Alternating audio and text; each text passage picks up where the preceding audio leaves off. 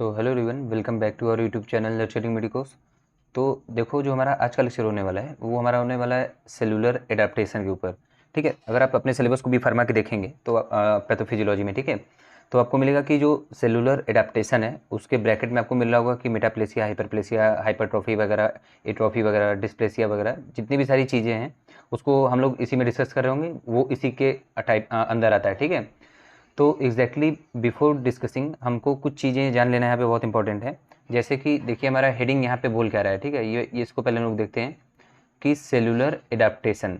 पहले मैं आपको ये समझाता हूँ कि एग्जैक्टली सेलुलर एडाप्टेशन होता क्या है, मतलब ये बोलना क्या चाह रहा है अपना टॉपिक। ठीक है, तो देखिए, मैं आपको बताया था कि जो हमारा सेल है, फॉर एग्जांपल कोई भी इटियोलॉजिकल फैक्टर या फिर कैजुअल फैक्टर, ठीक है, जो कॉज करता है हमारा डिजीज़, या फिर मैं नॉर्मल स्ट्रेस के बारे में बात करता हूँ। ठीक है, स्ट्रेस को ही आप वो दोनों के नाम से भी बोलते हैं।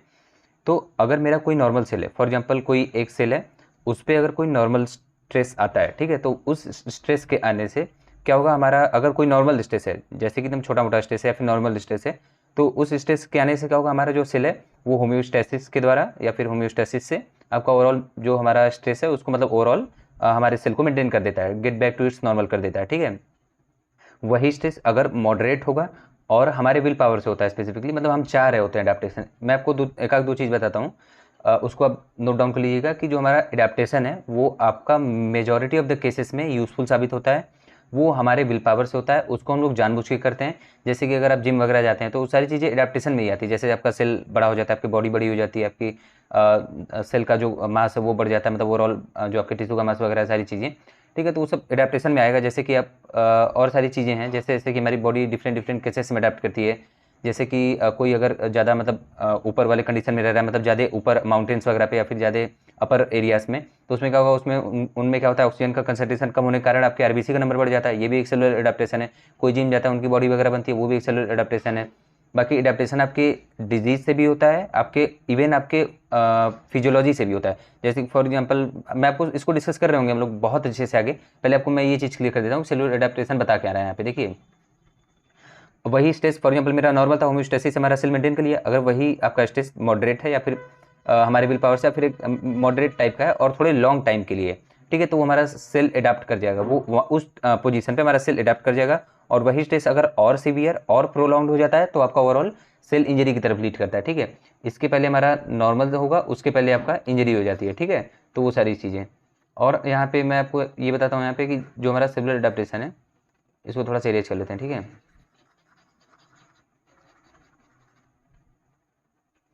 देखिए, जो हमारा सेलुलर एडाप्टेशन है, इसको मैं और आपको एक्सप्लेन करता हूँ। जैसे फॉर एग्जांपल मैं बात कर रहा हूँ कि जैसे फॉर एग्जांपल मैं अपनी बात कर रहा हूँ ऐसे विशाल, ठीक है, मेरा नाम विशाल मिश्रा है।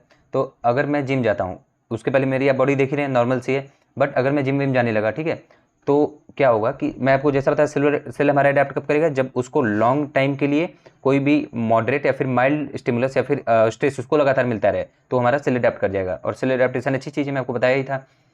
तो उससे क्या होगा कि जैसे मैं ये एग्जांपल नंबर 1, मैं आपको 2-3 एग्जांपल लेता हूँ। ठीक है, तो 1 2 3 एग्जांपल मैं यहाँ पे लूँगा। ठीक है, तो पहले एग्जांपल को एक्सप्लेन करते हैं। तो अगर मैं लगातार जिम जा रहा हूँ, ठीक है, और ऐसे नहीं कि 2-3 महीने जिम जाने से तो किसी बॉडी बनती नहीं यार, मैं कंटिन्यूअस 1 to 2 ईयर जा रहा हूँ, और डेफिनेटली मैं वहाँ पे मतलब फोटो वगैरह केवल नहीं खिंचा रहा हूँ, मतलब मैं जिम विम कर रहा हूँ वहाँ पे। ठीक है, तो उससे क्या होगा कि जो हमारी, आपको पता है, जिम जो जाते हैं उनकी बॉडी की साइज़ इंक्रीज होती है, उनकी बॉडी की साइज़ हम लोग से तो नॉर्मल बड़ी ही होती है। ठीक है, मतलब वो लंबाई बात नहीं कर रहा हूँ कि आप जिम जाने लगेंगे कितना लंबे हो जाएंगे, वो सारी चीज़ें नहीं। बट अगर आपके सामने कोई जिम वाला बंदा खड़ा हो जाए जो एक्चुअल में जिम कर रहा है, तो आपके एकदम डबल ट्रिपल साइज़ का होता है, मतलब देखे होंगे ना, उसकी काफ़ी विड्थ वगैरह होती है उसके चेस्ट वगैरह में, बाकी एब्डोमेन वगैरह, बाइसेप्स ट्राइसेप्स वगैरह सारी चीज़ें होती हैं। तो वो क्या होता है, वो क्यों होता है, हमारी जो सेल्स की नंबर है, मैं अब थोड़ा सा इसको नीचे कर लेता हूँ। ठीक है, जो हमारे सेल्स की नंबर है वो इंक्रीज हो जाती है, और सेल्स की साइज भी इंक्रीज हो जाती है। ये यहाँ पे सेल का नंबर इंक्रीज हो गया, और यहाँ पे सेल की साइज, और सेल के नंबर के इंक्रीज होने को हम लोग क्या बोलते हैं, हम लोग उसको बोलते हैं हाइपरप्लेसिया।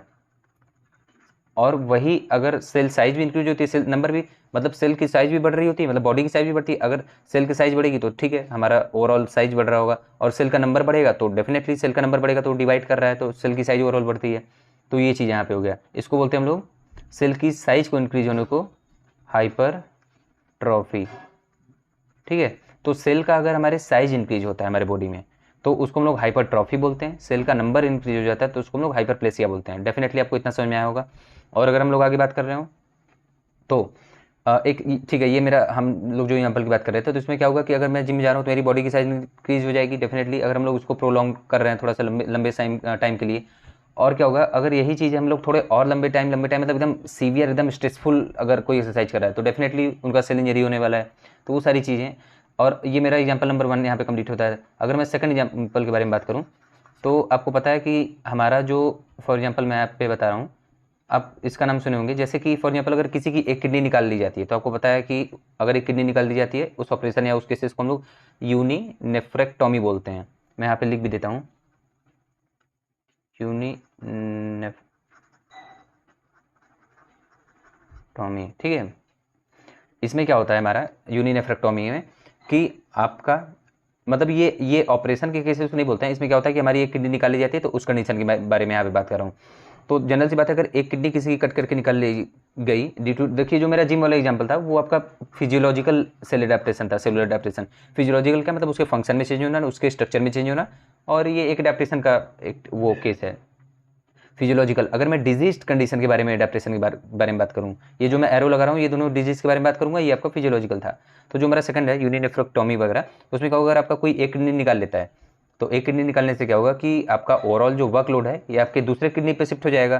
तो उसको कंपनसेट करने के लिए उसको मतलब ओवरऑल उसको बैलेंस करने के लिए, क्योंकि लोड एक ही किडनी पे है तो किडनी का हमारे साइज क्या होता है, उसका इंक्रीज हो जाता है साइज। और साइज क्या इंक्रीज क्यों होता है आपको बताइए, उसको कंपनसेट वगैरह करने के लिए। तो वो इन डिजीज कंडीशन में हो रहा है ना, तो वो हमारा हो जाएगा यूनिनेफ्रेक्टोमी, मतलब वो डिजीज कंडीशन में, ठीक है, वो एडेप्टेशन हो रहा है। अगर मैं थर्ड एग्जाम्पल के बारे में बात करूँ तो ये हो गया, जैसे कि आप सुने होंगे हाँ मायोकार्डियल,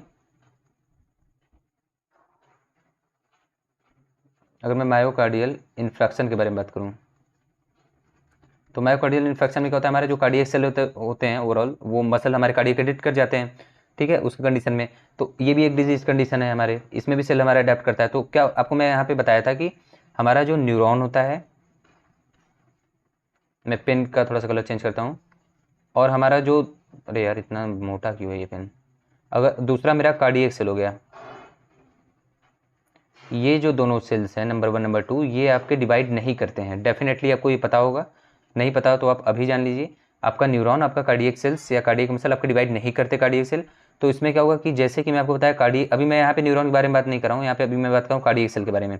तो क्योंकि कार्डियक सेल डिवाइड नहीं करता तो हमारा जो मायोकार्डियल इन्फ्रैक्शन है इसमें क्या होगा कि हमारे जो, फॉर एग्जाम्पल ये मेरा हार्ट है, फॉर एग्जाम्पल ये मेरा हार्ट हो गया, ठीक है, इसको मैं यहाँ से कलर कर देता हूँ, ये मेरा हार्ट हो गया, ठीक है। और इसमें क्या होगा कि फॉर एग्जांपल मैं यहाँ पे रेड कलर से दिखा रहा हूँ कि यहाँ पे मायोकार्डियल इन्फेक्शन हो रहा है, मतलब हमारे यहाँ पे इतने मसल में हमारे हार्ट के डेड हो गया। तो क्या होगा इस एरिया, ये तो डेड हो गया तो हमारे मतलब ओवरऑल आउटपुट कम हो जाएगा हमारे हार्ट का। यार अब बताइए कि जो हमारा हार्ट प्रेशर लगा रहा था उसे क्या होगा कि हमारा ओवरऑल एओर्टा के थ्रू हमारे बॉडी में आ रहा था ओवरऑल ब्लड।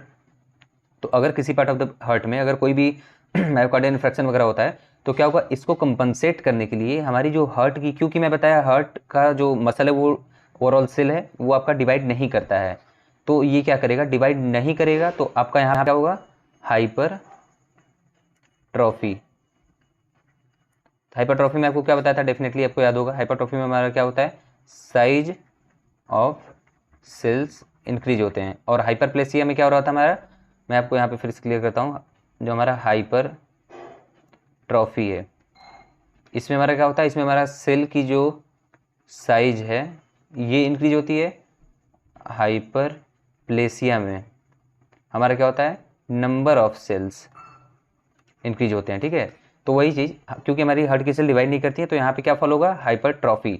हाइपरट्रॉफी क्या होगा, साइज ऑफ सेल इंक्रीज हो जाएंगी। तो अगर सेल की साइज इंक्रीज हो गई तो ओवरऑल साइज, सेल की साइज इंक्रीज होने से ओवरऑल हमारी हार्ट की साइज इंक्रीज होगी, तो वो एक फोर्सफुल कॉन्ट्रैक्शन दे सकता है, मतलब उसको वो कंपनसेट कर पाएगा। तो वो एक दूसरा एग्जाम्पल हो गया। तीसरा, तो डेफिनेटली आपको समझ में आया होगा कि cell adaptation, cellular adaptation exactly क्यों होता है, क्या होता है, किस किस टाइप से होते हैं, मतलब कि क्या क्या कंडीशन में, पैथोलॉजिकल कंडीशन में या फिर फिजियोलॉजिकल कंडीशन में क्या हो सकता है, पैथोलॉजिकल कंडीशन में या फिर डिजीज कंडीशन में क्या हो सकता है, वो सारी चीज़ें आपको डेफिनेटली समझ में आ गई होंगी। तो हम लोग अपने लेक्चर को कंटिन्यू करते हैं थोड़ा सा, एग्जैक्टली हमारा नोट्स क्या बोल रहा है, किस डायरेक्शन में हम लोग को चलना है, ठीक है। तो चलिए अब हम लोग देखते हैं कि हमारा नोट्स क्या बोल रहा है, ठीक है। तो अगर हम सेलुलर एडेप्टेशन के बारे में बात करें तो देखिए मैं आपको सारी चीज़ें लेवल पर एक्सप्लेन कर ही चुका। तो देखिए हमारी नोट्स यहाँ पे क्या बोल रही है कि फॉर प्रिवेंटिंग इंजरी मतलब इंजरी को प्रिवेंट करने के लिए हमारा सेल अडेप्ट करता है। डेफिनेटली एक ट्रू लाइन है ये, कि हमारे जो सेल है अगर उसको इंजरी की तरफ हमारा सेल जा रहा है, ठीक है, तो उसको करने से मतलब अच्छा है कि हमारा सेल अडेप्ट कर जाए उस कंडीशन के लिए, ठीक है। तो वो सारी चीज़ें, जैसे कि मैं आपको एग्जांपल दिया था कि जैसे कोई भी अगर काफ़ी अपर एरियाज में रहता है, मतलब ऊपर रहता है माउंटेन एरिया वगैरह में, तो उसका मतलब आरबीसी मतलब देखिए उसमें ऑक्सीजन का कंसंट्रेशन कम होता है, तो भाई मर जाने से अच्छा है, मतलब O2 का कंसंट्रेशन कम रहता है, तो मतलब आरबीसी तो हमारी जो हमारी हम अपनी बात करें तो हमारा एक फिक्स्ड होता है as compare to those people who are living in mountain areas, ठीक है। तो हमारा आरबीसी एकदम फिक्स होता है, बट हमारा जो ऑक्सीजन कंसंट्रेशन होता है वो एकदम नॉर्मल होता है, ठीक है। तो इसमें क्या है कि जो माउंटेनी एरियाज़ में रहते हैं लोग, ठीक है, तो उनका क्या होता है कि उनका O2 का कंसंट्रेशन कम होता है, क्योंकि ऊपर जाओगे जैसे जैसे आप O2 का कंसंट्रेशन कम होते जाता है, तो उसको कंपनसेट करने के लिए हमारी आरबीसी की नंबर इंक्रीज हो जाती है, आरबीसी काउंट इंक्रीज हो जाता है। तो डेफिनेटली मैं आपको ये बता ही चुका था। तो इसमें ये क्या कहना चाह रहा है कि मतलब यार O2 नहीं मिल रहा है तो मर जाने से अच्छा है कि हमारी सेल अडेप्ट कर जाए, हमारी बॉडी अडेप्ट कर जाए। कैसे ये अडेप्ट करेगा? अगर आरबीसी की नंबर बढ़ जाएगी तो ओवरऑल ये O2 का मतलब जितनी भी O2 है उसको ज़्यादा से ज़्यादा कैरी कर पाएगा।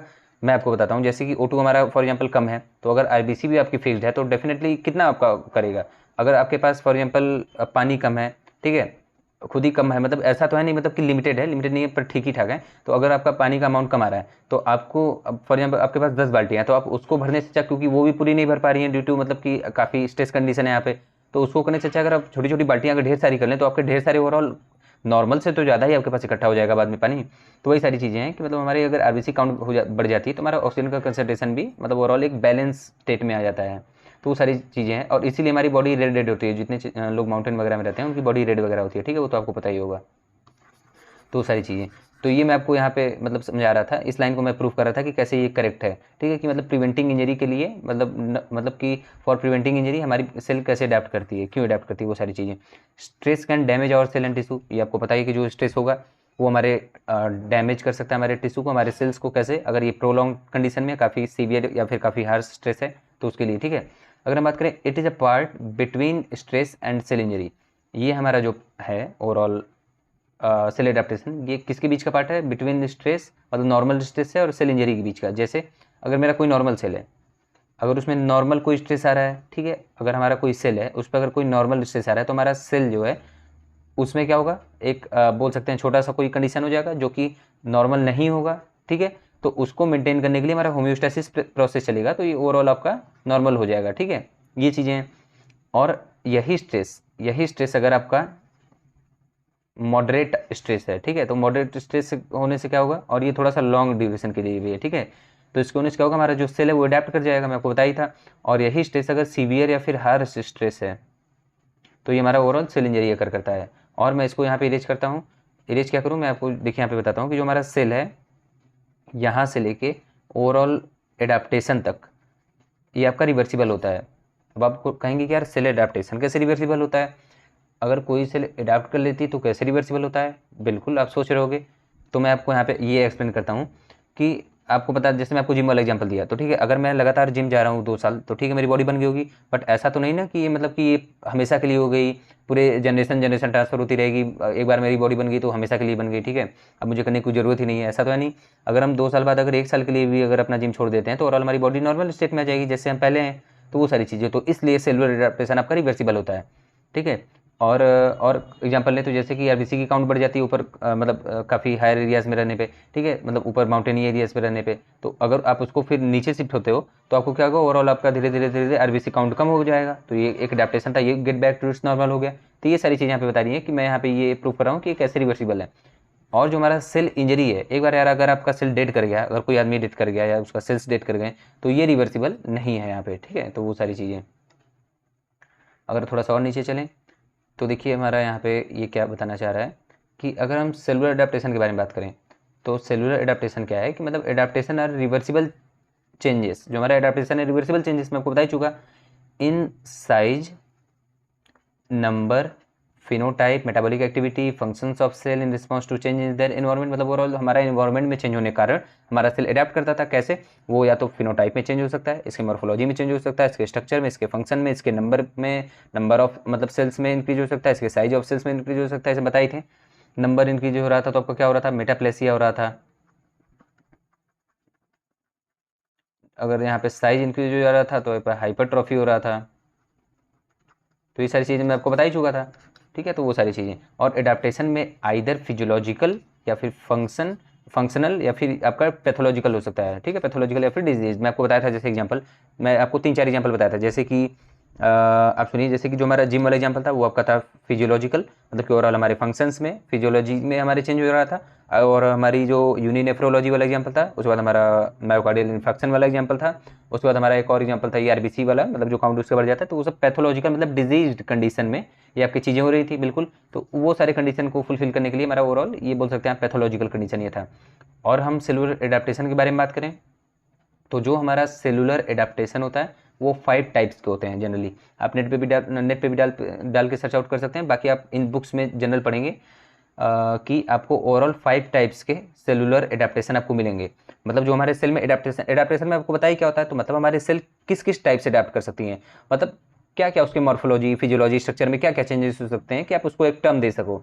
जैसे कि ठीक है, एडाप्टेशन क्या होगा, कोई अगर ऐसा कोई कंडीशन है उसमें आपका अगर सेल का साइज इंक्रीज हो जाता है, सेल का नंबर इंक्रीज हो जाता है, सेल की टाइप इंक्रीज हो जाती है सेल की आपका सेल का ओवरऑल बोल सकते हैं कि साइज इंक्रीज हो सकता है, सेल का नंबर इंक्रीज हो सकता है, सेल की ओवरऑल आप बोल सकते हैं कि मतलब सेल की टाइप भी इंक्रीज हो सकती है, और मतलब कोई एबनॉर्मल ग्रोथ भी हो सकता है, एबनॉर्मल फंक्शन भी डेवलप हो सकता है। तो वो सारी चीज़ें। तो अगर ये पांचों टाइप के एग्जांपल में बात करें, जैसे type 1, type 2, type 3, type 4, type 5, तो पांचों टाइप को मैं नोट्स के जाने से पहले मतलब और डिस्कस करने से पहले मैं आपको पहले ही यहाँ पे एक्सप्लेन कर देता हूँ कि आप वहाँ पे कनेक्ट कर पाओ। जैसे होगा क्या कि अगर मैं डायरेक्ट नीचे चला जाऊँगा तो मतलब आपका होगा क्या कि मतलब आप रिमेंबर आपको नहीं हो पाएगा। तो मैं आपको यहाँ पे क्लियर करता हूँ ये सारी चीज़ें कि एग्जैक्टली बोलती क्या है। अगर मैं हाइपर, अरे यार इतने बड़ा बड़ा साइज कैसे रहता है पेन का। जो आपके आदित्य भैया हैं, ठीक है, वो ये सब कारनामा करके रखते हैं, पेन की साइज इतनी बड़ी कर देंगे कि मतलब। तो देखिए, अगर मैं हाइपरट्रॉफी के बारे में बात करूँ, ठीक है, तो देखो आदित्य आप क्या पढ़ा रहा है आपको। आदित्य आपको पढ़ा रहा है उसका ऑर्गेनिक केमिस्ट्री कंप्लीट हो चुका बी फार्मा सेकंड सेमेस्टर का यूनिट 1, और उसके बाद ये बायोकेमिस्ट्री आपके पढ़ा रहे हैं। अगर आपको बायोकेमिस्ट्री डेप्थ में काफ़ी, देखिए जितने भी हम लोग रिकॉर्ड करते हैं लेक्चर्स उसमें हम नंबर ऑफ मिनट्स नहीं देखते कि कितने मिनट का वीडियो हो रहा है। डजेंट मैटर कि 2 घंटे, 2.5 घंटे, 3 घंटे, 45 मिनट, जितना भी है, हम लोग कोशिश करते हैं कि जितना ज़्यादा दे दिया जाए मतलब नॉलेज उस वीडियो में उस टॉपिक के रिलेटेड, कि उससे ज़्यादा आपको न आए किस कहीं, even in the competitive examinations, even in your unit examination, semester, sessional, जो भी है, मतलब अगर आप इतना पढ़ लेते हो तो डेफिनेटली आपको याद करने, आप पढ़ रहे होगे अगर हमारे लेक्चर से, तो आपको इतना तो पता चल गया होगा कि मतलब जिस तरीके से हम लोग का पढ़ाने का तरीका है उससे आपको मतलब रटने की जरूरत नहीं है। आप एक बार अगर इसको सुन लेते हैं तो आप डेफिनेटली आप इसको एक बार रिवीजन के थ्रू केवल आप एग्जाम में हूबहू यही चीज़ें लिख के आ सकते हैं। या फिर अगर आपको कोई किसी को कॉन्सेप्ट वगैरह आप नीट वगैरह की प्रिपरेशन की हो तो आप जानते ही होगे यार, अपने को कॉन्सेप्ट वगैरह चाहिए होता है, जो कि यहाँ पे हम लोग डिलीवर 100% अपना बेस्ट ट्राई कर ही रहे हैं देने का। तो इससे क्या होगा ना कि आप मतलब काफ़ी अच्छा कनेक्ट कर पाएंगे, काफ़ी अच्छा इस पे आप ग्रैब कर सकते हैं, ठीक है, वो एक ग्रिप जो कि आप ओवरऑल एग्जाम में भी यूज़ कर सकते हैं, आप कहीं भी, वो सारी चीज़ें। तो वो तो ठीक है। तो चलिए हम लोग पहले बताते हैं हाइपरट्रॉफी क्या होती है, ठीक है। हाइपरट्रॉफी में हमारी साइज ऑफ सेल जो होती है वो यहाँ पे इंक्रीज करती है। एट्रॉफी की बात अगर हम करें तो हमारी जो साइज ऑफ सेल है वो हमारी डिक्रीज करती है डेफिनेटली। अगर हम डिस्प्लेसिया के बारे में बात करें और हाइपरप्लेसिया के बारे में बात करें, हाइपरप्लेसिया में हमारा नंबर ऑफ सेल्स इंक्रीज हो जाता है तो इसको हम लोग हाइपरप्लेसिया बोलते हैं। मेटाप्लेसिया क्या होता है, आपका जो सेल है उसका टाइप ही अल्टर कर जाता है, या फिर इसको आप बोल सकते हैं चेंज कर जाता है। जैसे कि सिंपल स्क्वेमस से कोलुमनार हो जाएगा, ये सारी चीज़ें, ठीक है, वो सारी। डिस्प्लेसिया में आपका क्या होता है कि आपका एबनॉर्मल ग्रोथ ऑफ सेल, और यही abnormal growth of cell causes आपका नियोप्लेसिया कर सकता है। नियोप्लेसिया आपका एक बोल सकते हैं इनिशियल फेज है कैंसर का, या फिर आप बता सकते हैं कि एबनॉर्मल ग्रोथ अगर सेल की हो रही है तो डेफिनेटली ये कैंसर कॉज करने वाला है। तो वो सारी चीज़ें तो हम लोग डिस्कस कर चुके हैं। जो हमारा नॉर्मल सेल्स हैं उनका मतलब जो सेलुलर, एक 1 सेकंड, जो हमारा सेलुलर एडाप्टेशन है मतलब वो किस किस टाइप्स के होते हैं, ठीक है। तो हमारे एडाप्टेशन 5 टाइप के होते हैं। हाइपरट्रॉफी जिसमें क्या होता है आपका सेल का क्या हो रहा था, साइज इंक्रीज हो रहा था। एट्रॉफी में आपका सेल का जो साइज है वो डिक्रीज हो रहा था।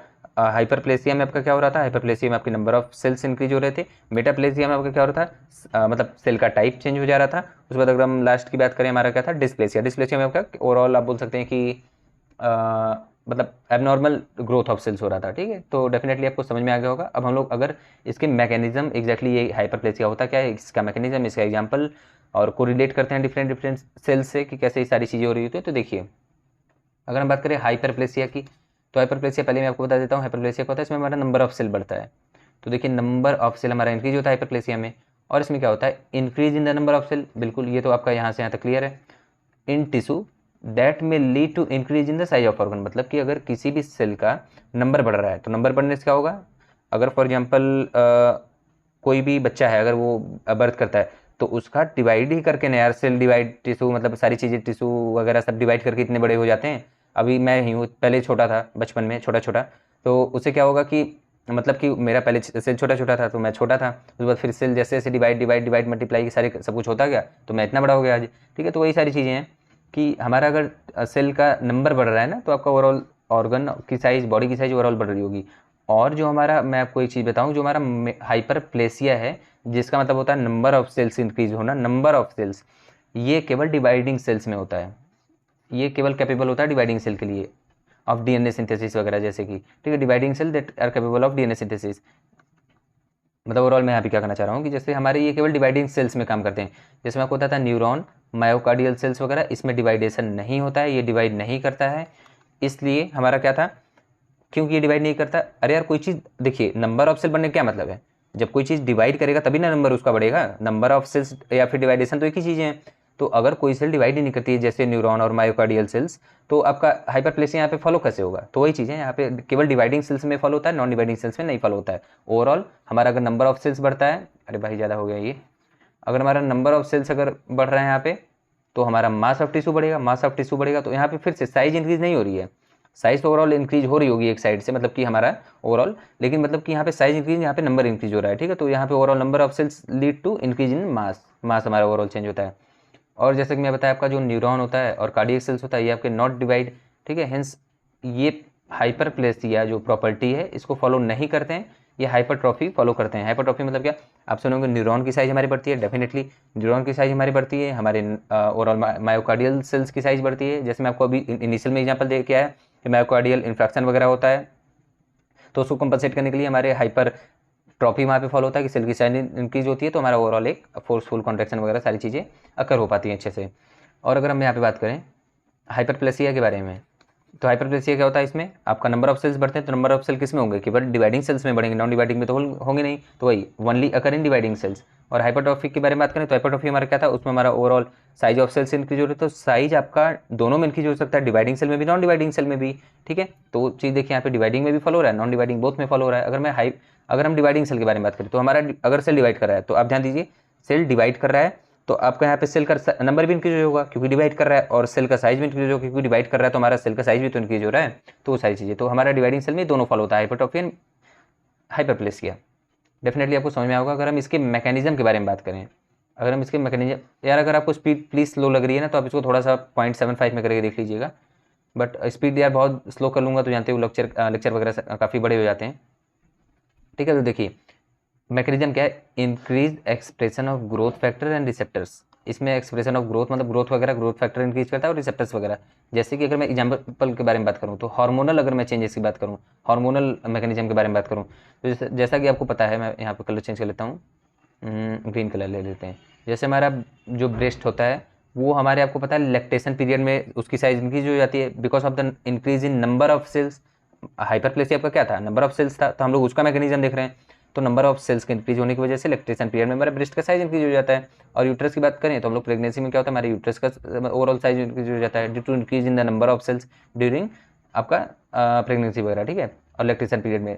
और अगर हम बात करें यहाँ पे फिजियोलॉजिकल चेंजेस, ये हमारी है, बिल्कुल फिजियोलॉजी में हमारे चेंज हो रहा है, कोई डिजीज कंडीशन तो है नहीं यार। डिजीज कंडीशन मतलब कि कहीं डिजीज वगैरह फॉर्म हो रहा होता है, जैसे हिपैक्टेक्टोमी वगैरह हो गया, जैसे कि लीवर, जैसे कि आपको जैसे लीवर सेल है उसको अगर आप काट देते हैं, काट के अगर कहीं ट्रांसप्लांट वगैरह किसी दूसरे में कर देते हैं तो हमारा जो लीवर है वो रीजनरेट करेगा, तो वो एक डिजीज कंडीशन है। तो उसमें अगर सेल का नंबर बढ़ रहा है तो सेल का नंबर बढ़ने से हमारा लीवर मतलब कि ओवरऑल जनरेट फिर से हो गया, तो वो एक डिजीज कंडीशन होता है। तो उसमें ही हम लोग बोल सकते हैं कि पैथोलॉजिकल ये आपके चेंजेस हैं, ठीक है, ओवरऑल या फिर डिजीज कंडीशन में ये आपका एडेप्टेशन हुआ है।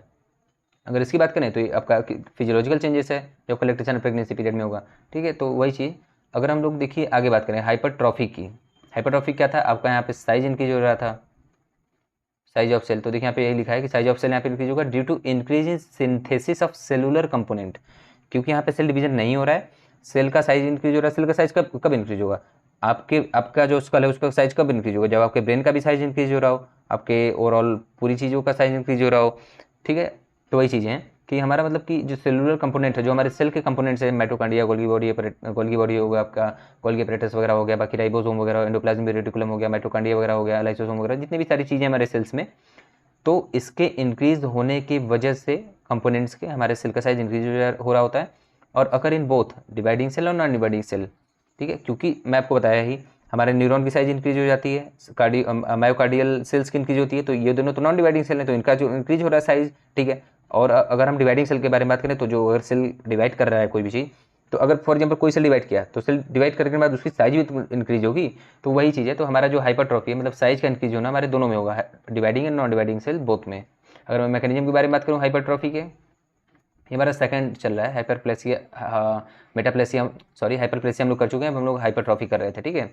तो अगर हम लोग मैकेनिज्म देखें तो इसमें increase in gene transcription, protein synthesis and GFSR etcetera. GFSR क्या होता है, ग्रोथ फैक्टर एंड रिसेप्टर्स, ठीक है। तो अगर हम एग्जाम्पल के बारे में बात करें तो हमारा ये सेम होता है एग्जाम्पल जो हमारा ऊपर था, ब्रेस्ट एनलार्जमेंट एंड प्रेगनेंसी वगैरह में यूट्रस की साइज इंक्रीज हो जाती है, ठीक है। तो वो सारी चीज़ें, तो अगर वो तो आपका वो हो गया एग्जाम्पल। अगर मैं इसके बारे में बात करूँ थोड़ा सा साइज ये इंक्रीज करके,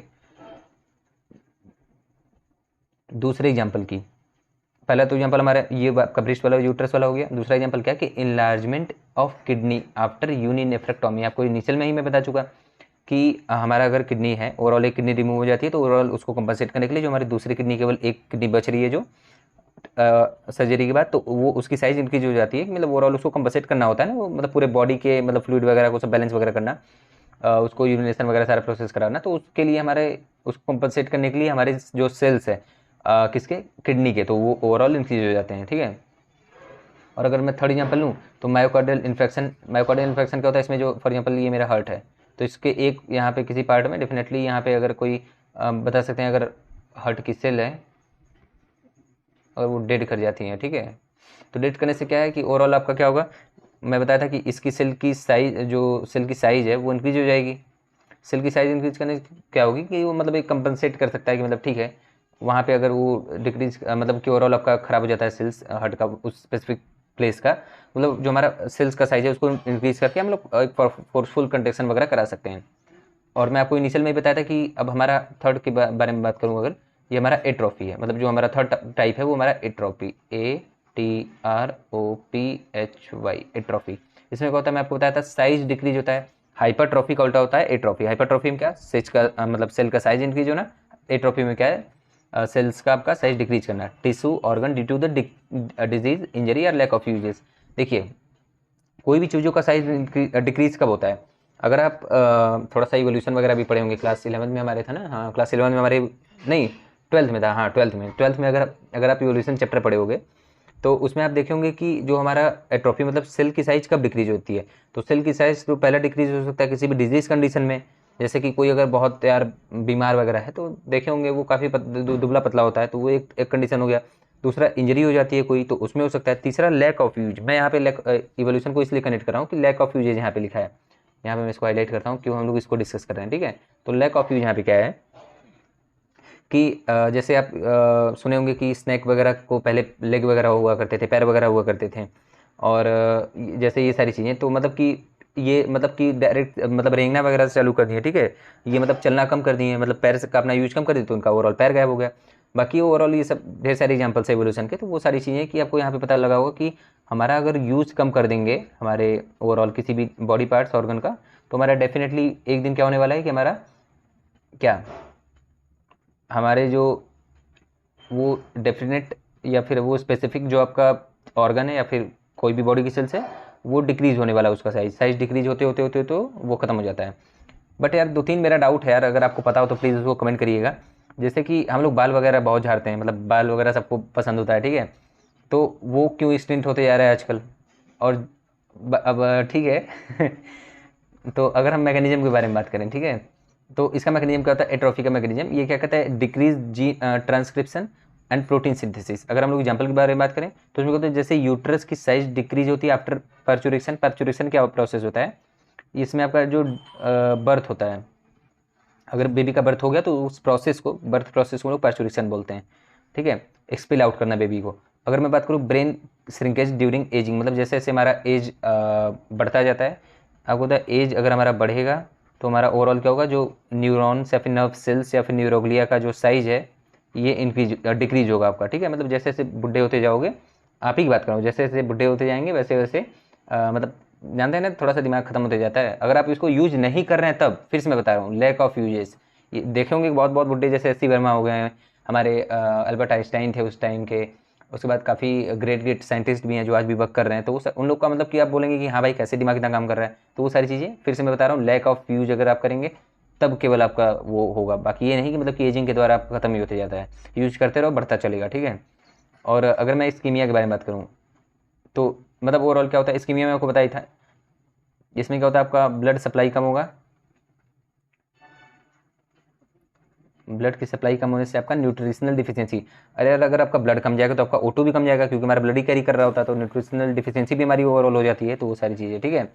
अगर मैं बात करूँ मेटाप्लेसिया की, मतलब जो हमारा मेटाप्लेसिया जो हमारा फोर्थ टाइप है, ठीक है, तो इसमें क्या होगा, मेटाप्लेसिया में क्या होता है आपको इतना तो समझ में आएगा होगा कि इसमें सेल का टाइप इंक्रीज होता है, क्योंकि मैं आपको पहले ही बता चुका। तो सेल का टाइप कैसे इंक्रीज होगा कि देखिए, change in the cell type, मतलब सेल की टाइप इंक्रीज हो जाती है टू वन अनदर। जैसे कि कोई भी फॉर एग्जाम्पल मैं मैकेनिज्म की बात करूँ तो इसमें क्या होता है, alter differentiation of stem cell due to reprogramming. इसमें रीप्रोग्रामिंग के कारण आपका जो अल्टर कर जाता है सेल की, जो स्टेम सेल है फॉर एग्जाम्पल, तो उसका मतलब अल्टर कर जाता है from one type two second type. जैसे कि मैं यहाँ पे एग्जाम्पल की बात करूँ तो जैसे मेरा स्क्वैमस सेल है, स्क्वैमस एपिथेलियल सेल हो गया, और फॉर एग्जाम्पल मेरा कॉलमनर है, ये सेकंड हो गया, तो इसमें आपका कन्वर्ट हो जाएगा ये थ्रू मेटाप्लेसिया, एक प्रोसेस है। मेटाप्लेसिया वही है भाई, ये मेटाप्लेसिया, ठीक है। मतलब इसमें क्या होता है आपका चेंज इन टाइप हो जाता है सेल्स के, मैं लिख भी देता हूँ आपको रेड कलर से, नहीं आप कन्फ्यूज हो गए, चेंज इन सेल टाइप, बस ये छोटा सा याद रखिए आपको याद आ जाएगा। तो सेल इन मतलब चेंज इन सेल टाइप, मतलब सेल की जो टाइप है वो चेंज हो रही है। तो यहाँ पे देखिए स्क्वैमस से कॉलमनर में आ जा रहा है थ्रू मेटाप्लेसिया, ठीक है। जैसे कि मैं यहाँ पे बात करूँ, ये आपका कहाँ पे हो रहा है, ये आपका रिस्पिरेटरी ट्रैक्ट या फिर ट्रेकिया में हो रहा है बाय द क्रॉनिक स्मोकिंग, ठीक है। मतलब ये क्रॉनिक स्मोकिंग वगैरह आप करोगे तो, या फिर आप डिफिशियंसी ऑफ विटामिन ए की वजह से भी आपका ओवरऑल ये हो रहा होता है, ठीक है।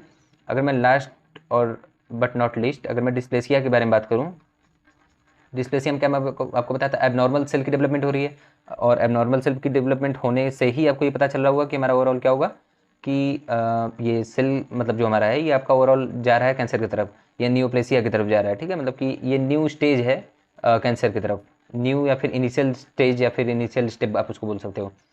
Altered differentiation of stem cell due to reprogramming, मतलब हमारा डिफरेंशिएशन ऑफ स्टेम सेल हो जाता है ड्यू टू रीप्रोग्रामिंग से, ठीक है। अगर मैं बात करूँ आगे तो it is a starting age of cancer, ये हमारे, क्योंकि यहाँ पे एबनॉर्मल वर्ड जहाँ पे लग जाए भाई ना, समझ लो कि कैंसर वहाँ पे है ज़्यादातर केसेस में, मगर सेल में एबनॉर्मलिटी लगी, ये नहीं कि पता चला कहीं भी एबनॉर्मल लगे तो आप लगे कनेक्ट करने की वो ठीक है भाई कैंसर।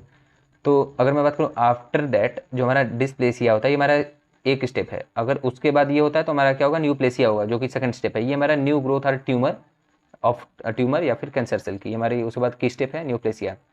इसमें क्या होता है कि ओरिएंटेशन सेल की बिगड़ जाती है, लैक ऑफ ओरिएंटेशन होता है, लॉस ऑफ ओरिएंटेशन होता है इसमें। और सेकंड क्या होता है, lack of uniformity of individual cells. जैसे कि मैं आपको बताया था टिश्यू, टिश्यू कब कहलाएगा, आप हमारे एच फर्स्ट में भी पढ़े होंगे, आप बी फार्मा में भी, और आप टिश्यू हमारे अगर आप अपने बायो में भी पढ़े होंगे 11 ट्वेल्व में आप क्लास 7 से ही चालू हो गया। तो टिश्यू आपका क्या होता है, मैं आपको यहाँ पे एक्सप्लेन करता हूँ कि मैं आपको यहाँ पे बताया था कि अगर कोई भी यहाँ पे टिश्यू कब कहलाएगा, टिश्यू एग्जैक्टली कहोगे कब आप, ये नहीं कि group of similar cell is called tissue, बच्चे थोड़ी हो यार, प्रोफेशनल कोर्स कर रहे हैं, मतलब डांटने वाला, डांट खाने वाला काम मत करो कि मतलब अगर आपसे कोई पूछे कि टिश्यू क्या होता है तो आप बता देंगे कि टिश्यू आपका group of cells called tissue, cells का ऑर्गन तो group of tissue called organ, ऐसा नहीं होता।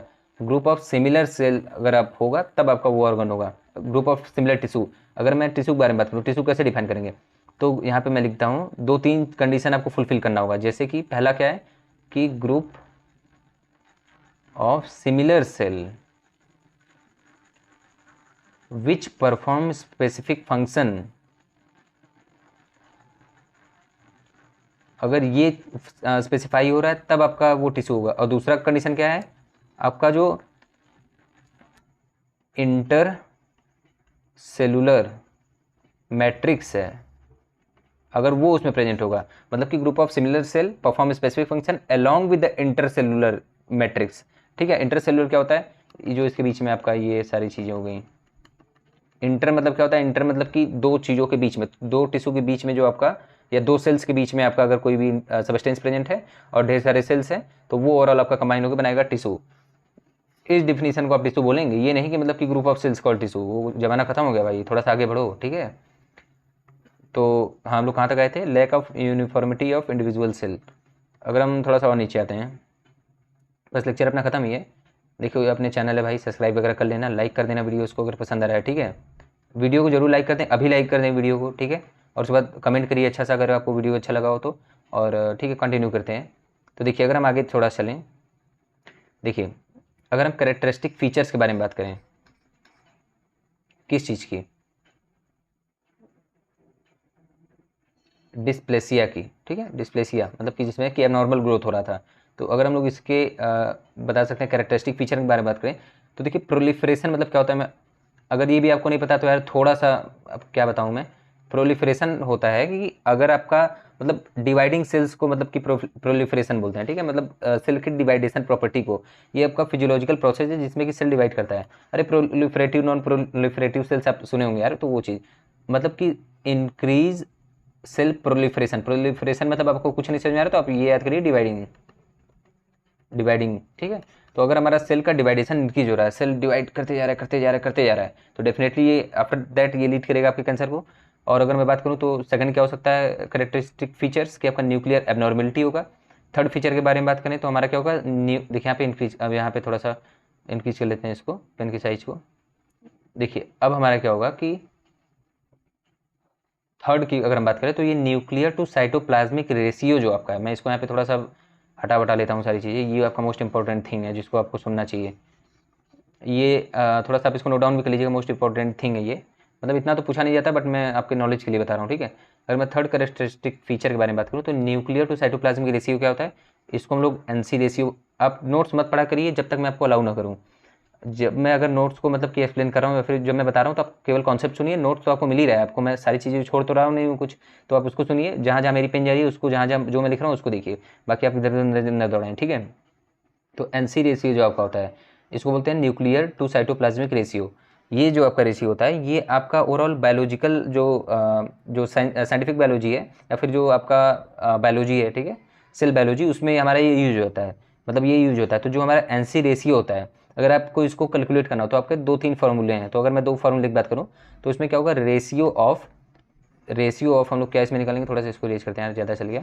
अगर हम लोग रेशियो ऑफ के बारे में बात करें तो इसमें रेशियो ऑफ किसका हम लोग निकालेंगे, cross section area of nucleus divided by cytoplasm, तो आपका एनसी रेशियो निकल जाएगा। कुछ न्यूमेरिकल्स करा दूँ क्या इस पर? अच्छा पहले इसको कंप्लीट करते हैं। देखिए अगर मैं सेकंड के बारे में बात करूँ तो देखिए आपका यहाँ पे क्या है, अगर आपको ये नहीं समझ में आया तो कोई बात नहीं, अगर आप सेकंड देखना है तो आप देखिए कि जिसमें क्या होगा, अगर सेकंड की बात करूँ तो मतलब या तो आप इसको फॉलो कर सकते हैं तो इसको, ये मुझे ज़्यादा ईजी लगता है मुझे निकालने में। ठीक है, इसमें क्या है, volume of nucleus, overall volume of nucleus divided by size of cytoplasm, मतलब आपको न्यूक्लियस का वॉल्यूम देख लेना है, उससे डिवाइड कर देना है आपके साइज ऑफ साइटोप्लाज्म को, तो आपको एनसी रेशियो मिल जाएगा।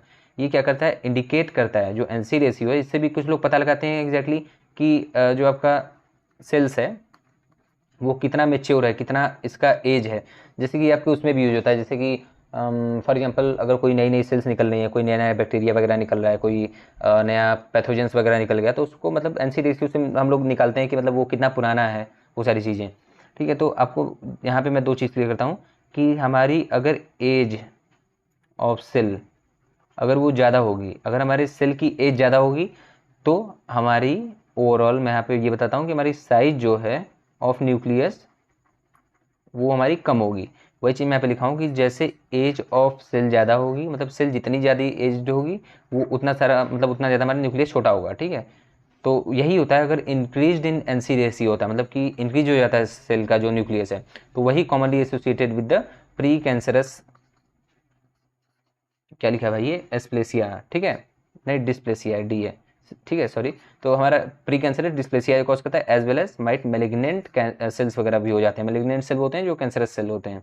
ठीक है, तो डेफिनेटली आपको लेक्चर समझ में आया होगा, आपको अच्छा लगा होगा। आप प्लीज़ अगर आपको लेक्चर पसंद आता है तो प्लीज़ इसको चैनल को सब्सक्राइब कर लीजिए, एक अच्छा सा कमेंट कर दीजिएगा और वीडियो को जरूर लाइक कर दीजिएगा, क्योंकि यार देखिए मैं आपको कुछ स्पेशल तो कुछ कर नहीं रहा हूँ स्पेसिफिकली, आप वीडियोज़ को जरूर लाइक कर दीजिए। और ये अपने चैनल का नाम है। और अगर आपको नोट्स चाहिए, ठीक है, मैं कई बार करता हूँ सारे लेक्चर्स में कि इसी नेम से हमारा टेलीग्राम चैनल भी, आप इसको सर्च करिए। लिंक नहीं मिलता है तो आप वो हमारे अबाउट सेक्शन में चले जाइए चैनल के, वहाँ पे लिंक है, आप वहाँ से इसको ज्वाइन कर लीजिए। वहाँ पे हमारे सारे नोट्स एकदम अच्छे फॉर्म में सब कुछ वहाँ पे अपडेटेड हैं, वहाँ पे आप उसको डाउनलोड कर लीजिएगा।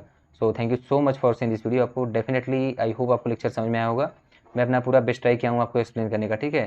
सो thank you so much for seeing this video and bye bye, take care.